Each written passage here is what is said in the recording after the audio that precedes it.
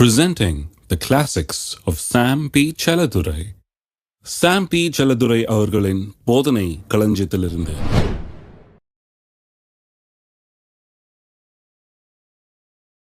Mark எழுதின சுவிசேஷம் 4ஆம் அதிகாரம் 26ஆம் வசனம் முதல்.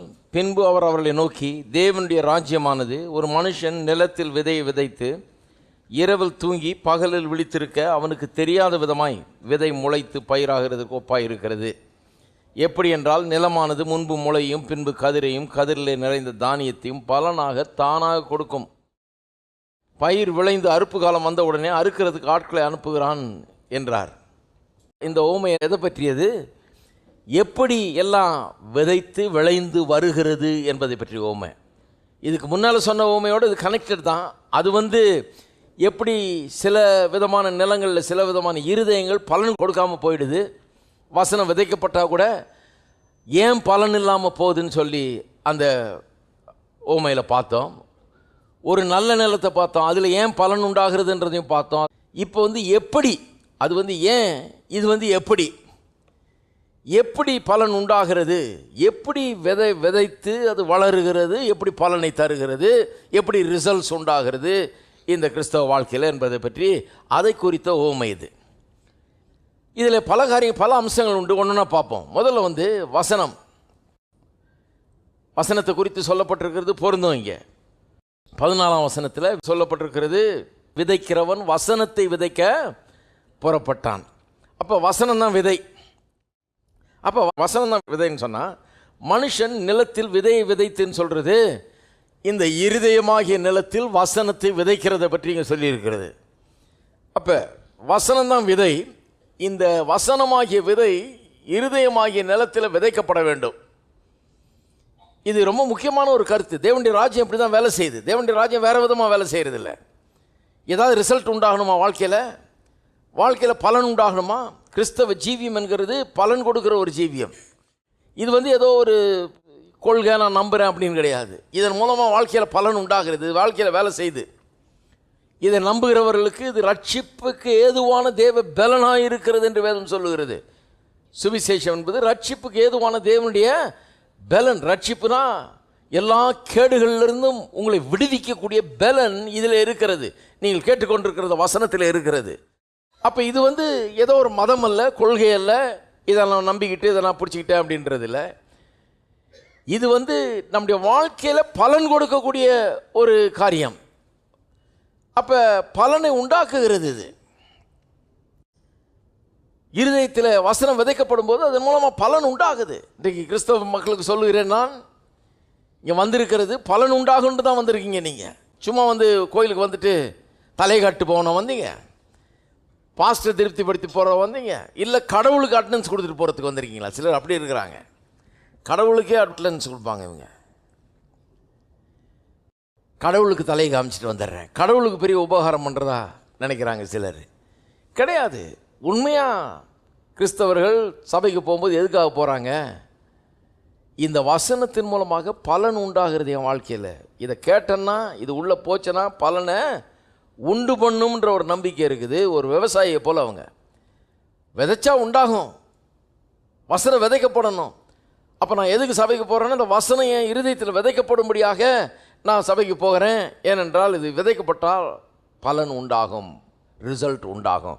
என் வாழ்க்கை எப்படியே இருக்காது, மாறும். என் குறைகள் இப்படியே குறையிலேயே வாழ்ந்துட்டு இருக்க மாட்டேன், அது நிறையாக மாறும் என்கிற நம்பிக்கை இருக்குது. அப்போ வசனம் தான் விதை, இது விதைக்கப்பட வேண்டும். வேத வசனம் சொல்லுகிறது, மோசம் போகாதிருங்கள், தேவன் தம்மை பரியாசம் பண்ண ஒட்டார். கலாத்தியர் 6:7 வசனம் சொல்லுகிறது, மோசம் போகாதிருங்கள், தேவன் தம்மை பரியாசம் பண்ண ஒட்டார். மனுஷன் எதை விதைக்கிறானோ அதையே அறுப்பான். வேற எதை நம்பி மோசம் போயிடாதீங்க. எதை விதைக்கிறானோ அதையே அறுப்பான். The law of sowing and reaping. விதைப்பு அறுப்பு என்கிற பிரமாணம் வாழ்க்கையின் அடிப்படை தத்துவம். அது அடிப்படை பிரமாணம். எல்லாமே அதன்படி தான் இயங்குகிறது. எதை விதைக்கிறீங்களோ அதை அறுப்பீர்கள். ஆகவே சோர்ந்து போகாமல் விதைங்கள் இருக்கு. ஏற்ற காலத்தில் அறுப்பீர்கள்னு சொல்கிறார். அப்போ விதைச்சா அறுப்போம். இந்த வசனம் தான் விதை, இருதயம் தான் நிலம். இந்த வசனமாகிய விதையை எடுத்து இருதயமாகிய நிலத்தில் விதைத்தால் ஒரு அறுவடையே உண்டாகும். ரட்சிப்பு என்கிற அறுவடை, சுகம் என்கிற அறுவடை, விடுதலை என்கிற அறுவடை, செழிப்பு என்கிற அறுவடை வெற்றிங்கிற அறுவடை வாழ்க்கையில் அடையலாம் இதை விதைத்தால். அப்படிப்பட்ட விதைகள் இவைகள் இந்த வசனங்கள். இந்த இருதயம் எதை விதைக்கிறோமோ அதை விளைவிக்கக்கூடிய ஒரு கருவி. நம்முடைய இருதயமானது எதையெல்லாம் விதைக்கிறீங்களோ அதை விளைவிக்கக்கூடாது. இருதயத்துக்கு ஒன்றும் தெரியாது. எது நீங்கள் நல்லது வச்சா நல்லது விளையும், கெட்டது வச்சா கெட்டது விளையும். பூமிக்கு என்ன தெரியும்? பூமி இல்லை நான் பூண்டு வேணாம் எனக்கு அப்படின்னு சொல்லுமா? கிடையாது. நீங்கள் அதை போட்டிங்கன்னா அதுதான் வரும், இதை போட்டிங்கன்னா இது வரும், அவ்வளோதான். பூமி என்னன்னா எதை வச்சாலும் நீங்கள் ஒரு இரும்பு போஸ்ட் எடுத்து நட்டு பாருங்கள், அதை அரிக்க ஆரம்பிச்சிடும். ஏன்னா அதை விளைவிக்க பார்க்குது. அது அதையும் அரிக்க ஆரம்பிச்சிடும். ஏன்னா அதுக்குள்ளே ஒரு வேலையை நடத்த பார்க்குது. அதுக்கு தெரியாது இது இரும்பு போஸ்ட்டுன்னு. அதை உள்ளே வச்சோன்னா அதுக்கு தான் ரஸ்ட்டு கோட்டிங்கெல்லாம் கொடுக்குறாங்க. ஏன்னா அது பூமி தான் வேலையை ஆரம்பிச்சிடும். அது என்னமோ விதைன்னு நினச்சிக்கிட்டு அதை போட்டு இது பண்ண ஆரம்பிச்சிடும். அப்போ எதை விதைக்கிறோமோ அதை அறுப்போம். மோசம் போகாதிருங்கன்றாரு. நிறைய கிறிஸ்தவங்க மோசம் போயிட்டாங்க இந்த விஷயத்தில். ஏன்னா அவங்க நினைக்கிறாங்க கிறிஸ்தவ வாழ்க்கைங்கிட்ட வேறு விதத்தில் வேலை செய்யுதுன்னு நினைக்கிறாங்க. வேறு விதத்தில் இல்லை, பலன் வேறு விதத்தில் உண்டாக முடியாது. இப்படி தான் உண்டாக முடியும். இந்த வசனமாகிய விதைய இருதயத்தில் வச்சு தான் பலன் உண்டாக முடியும்.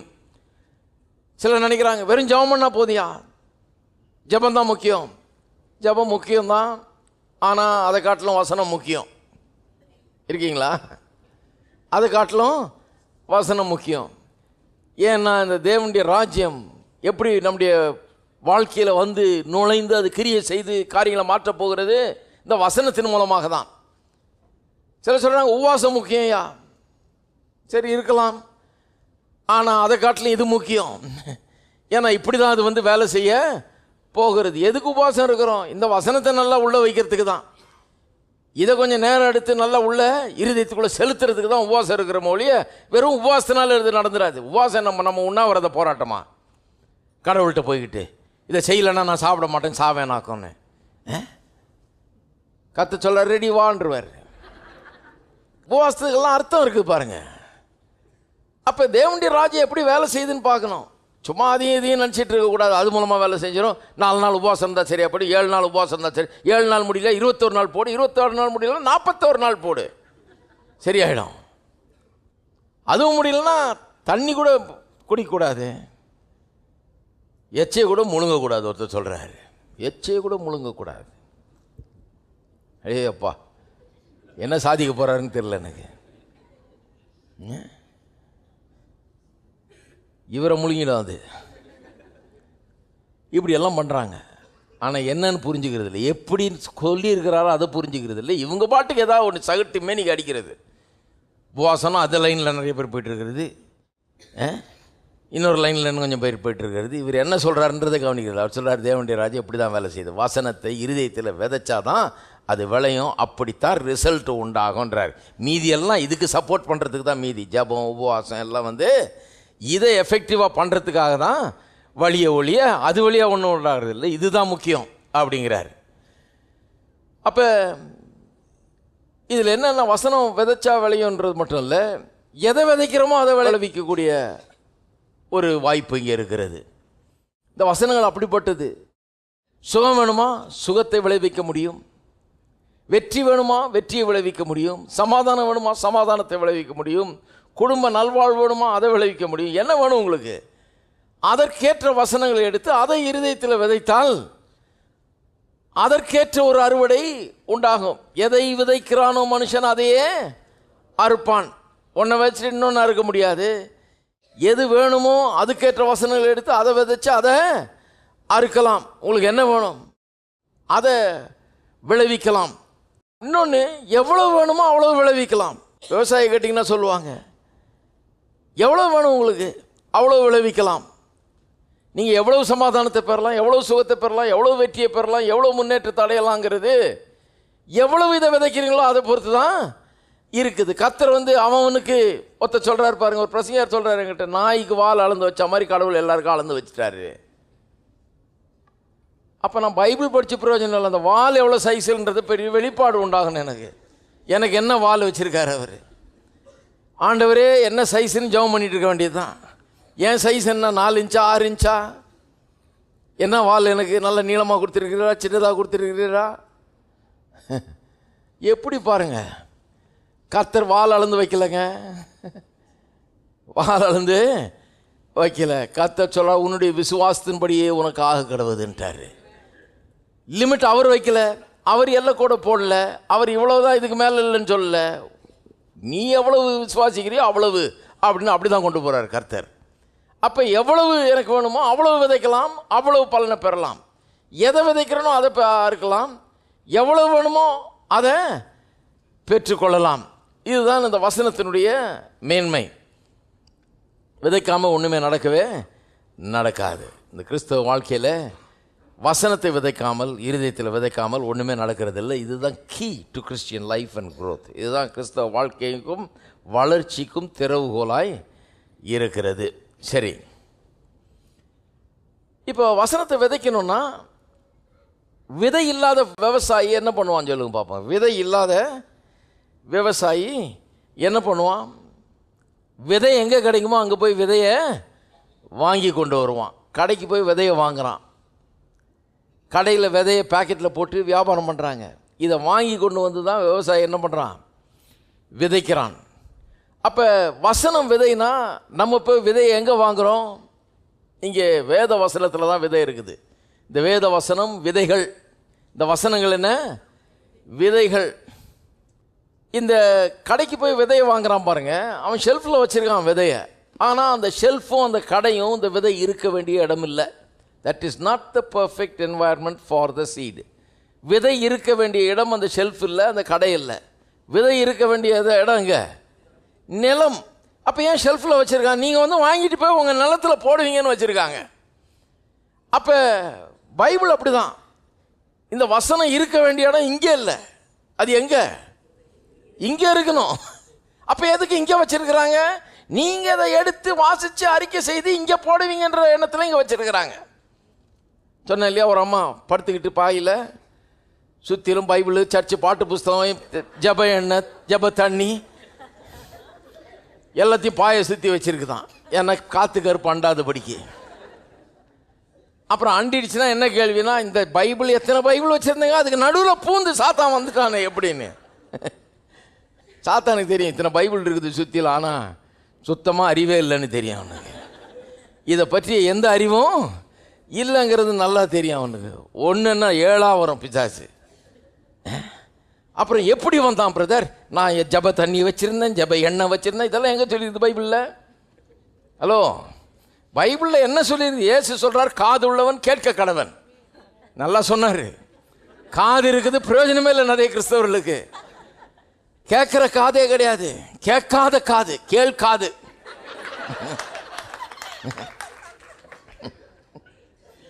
அது கேட்காது.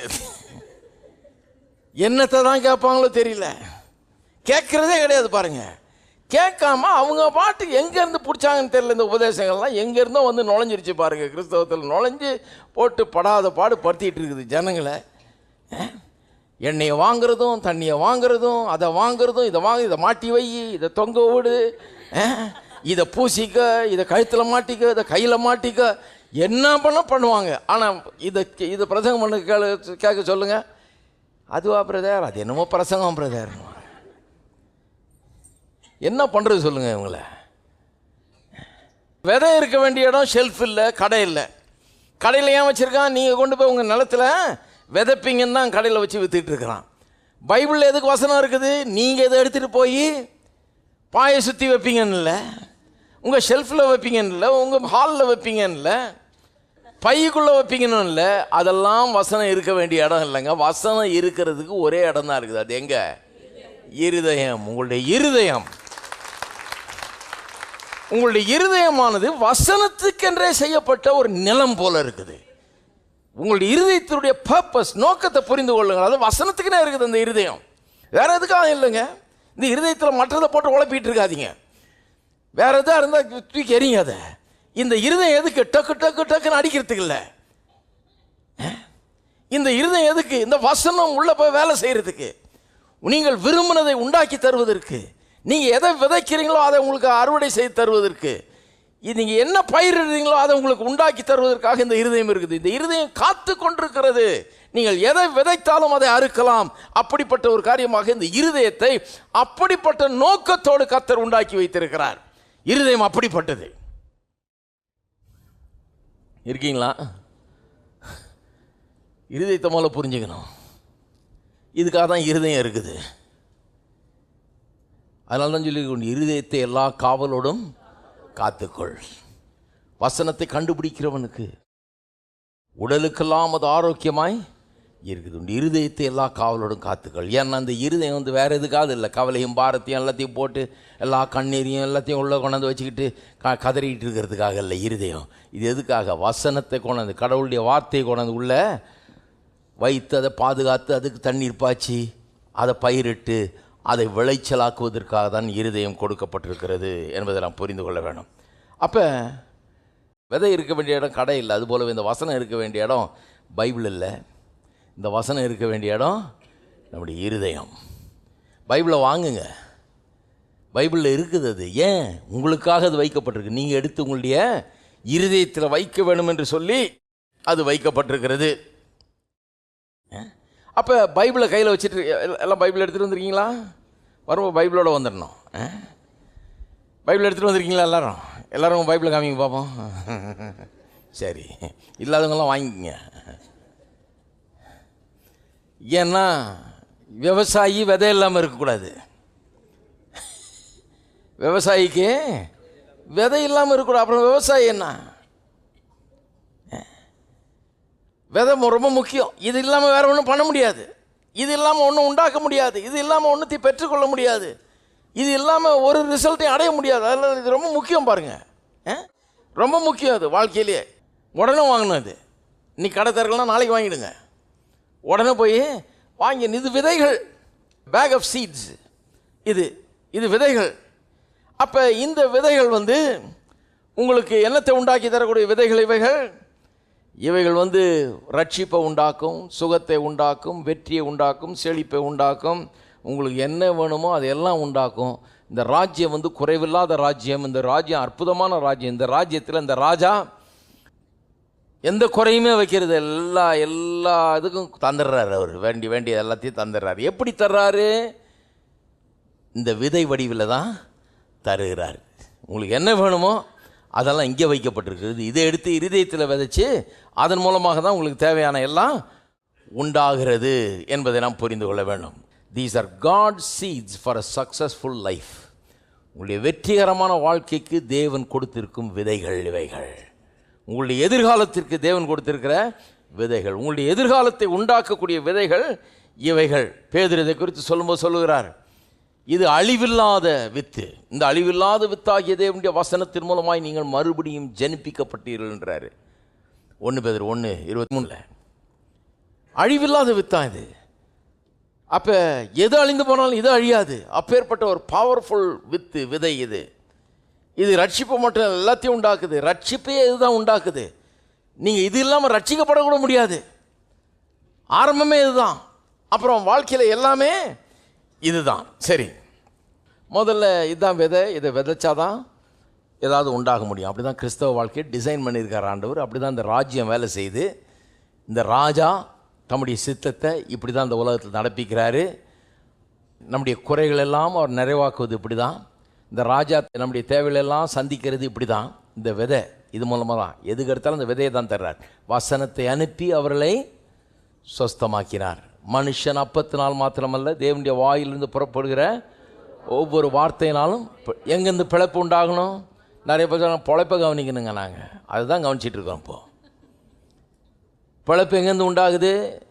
நான் திங்கள்லேருந்து சனி வரைக்கும் வேலை செய்கிறேன், நல்லா பொழைப்பு நடத்துகிறீங்க. அப்படி நடத்தி தான் நிறைய பேர் இப்போ ஒன்றும் பத்தாவது குறையில் இருக்கிறாங்க. திங்கள்லேருந்து சனி வரைக்கும் வேலை செய்கிறது இல்லை, பொழைப்பு நடத்துறது. ஞாயிற்றுக்கிழமை இது கேட்குறீங்க பாருங்கள், இதுதான் பொழைப்பு மெயின். இது மூலமாக தான் பொழைப்பு உண்டாகுது. இதை கேட்கலன்னா வெறும் அதை பண்ணி அப்புறம் அவ்வளோதான். மாடா உழைச்சி ஓடா தேய வேண்டியது தான். இதை பண்ணணும். இது மூலமாக தான் பிழைப்பே உண்டாகிறது. மனுஷன் அப்பத்தினால் மாத்திரமல்ல, தேவனுடைய வாயிலிருந்து புறப்படுகிற ஒவ்வொரு வார்த்தையினாலும் பிழைப்பான். சுகம் இங்கேருந்து தான் உண்டாகுது. வசனத்தை அனுப்பி சொஸ்தமாக்குறார். எல்லாமே இதன் மூலமாக தான். பாருங்கள், வார்த்தை அனுப்பி தான் எல்லாத்தையும் செய்கிறார். அப்போ உங்களுடைய வாழ்க்கையில் ஏதாவது செய்யணுமா? கடவுள் உங்களுடைய தேவையெல்லாம் சந்திக்க வல்லவர். எல்லாத்தையும் சந்திக்க முடியும். எப்படி சந்திக்கிறாரு? இதன் மூலமாக தான் சந்திக்கிறார். இதை அனுப்பி தான் சந்திக்கிறார். என்ன செய்யணும்னு விரும்புகிறாரோ அதையெல்லாம் இதை அனுப்பி தான் செய்கிறார். சரி.